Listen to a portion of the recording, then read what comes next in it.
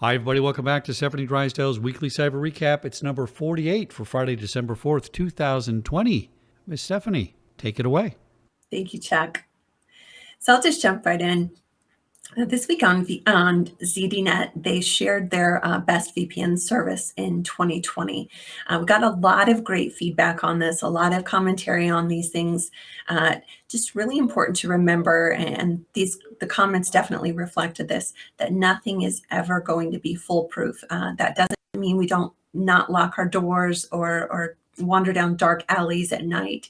You still have to do your best to avoid being that low-hanging fruit, while accepting that there are going to be inherent risks associated with sharing or transmitting any kind of sensitive data, even while using a VPN. So better to have than not have, but that article was good to kind of give you some criteria to look at for each VPN that's out there.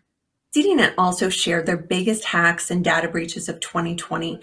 Definitely not intending to name and shame here, but it is important for all of us to keep aware of who has our PII, or our personally identifiable information, and if it's been compromised. So make sure that you have all the monitoring alerts set up through your credit card companies, through the credit bureaus, through Google, through Have I Been Pwned, all of those other things that help you stay informed of any kind of new compromises that you may be subject to. Also, when you find that you've been part of that, make sure that you update your passwords, never reuse old ones. Definitely use a password manager. So keep on top of those. This week, we also talked about cyber insurance. ZDNet posted another really helpful article, everything you need to know. There were lots of reminders here to seek expert guidance when you're choosing the type of insurance that you need, and explain thoroughly the level of coverage versus your expectation for what that may or may not include. To also have in place, some type of plan for a broad scale attack like a non-PETIA that could be considered an act of war and therefore exempt from your cyber coverage.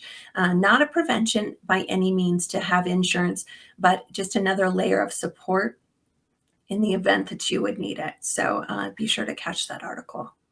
InfoSecurity magazine posted about personal info available on the dark web for as little as 50 cents. Very concerning to most of us when we first hear this, understandably so.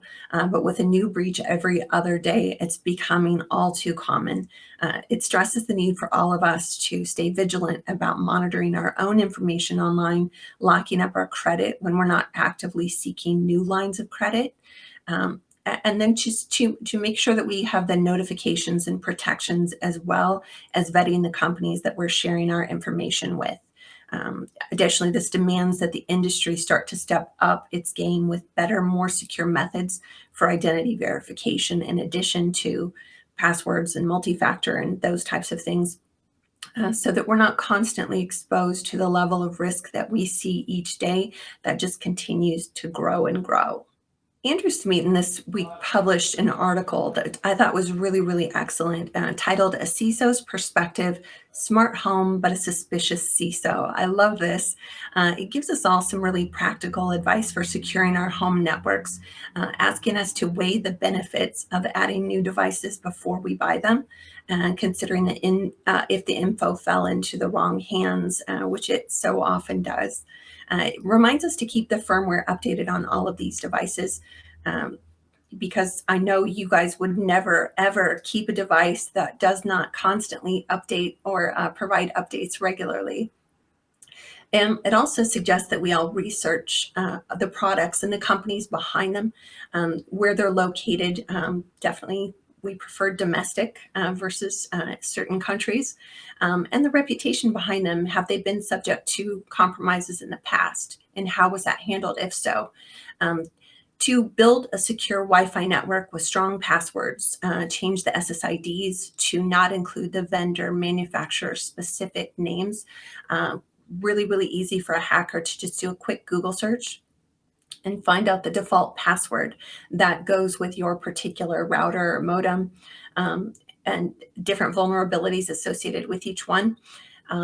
Definitely recommends that we manage our account passwords, make sure that they're unique and auto-generated. Use password managers, of course. Enable multi-factor authentication. Just in case the password is exposed, it still requires that additional level of authentication. That's so important. Another great tip was to split up the network. So your smart versus personal devices, your main versus your guest network, really, really helpful there, as well as unplugging any unused devices. So if you're having a sensitive conversation, make sure you unplug that Alexa. Check your app permissions like geolocation and Bluetooth to make sure that they're turned off if you're not needing them for that specific use case. And stay informed with vendor newsletters and other relevant sources from each of those manufacturers. Really great tips for all of us. Be sure to follow him. And that's what I have for you all this week. Hope everyone is doing well on this very beginning of December and closing in on the end of 2020.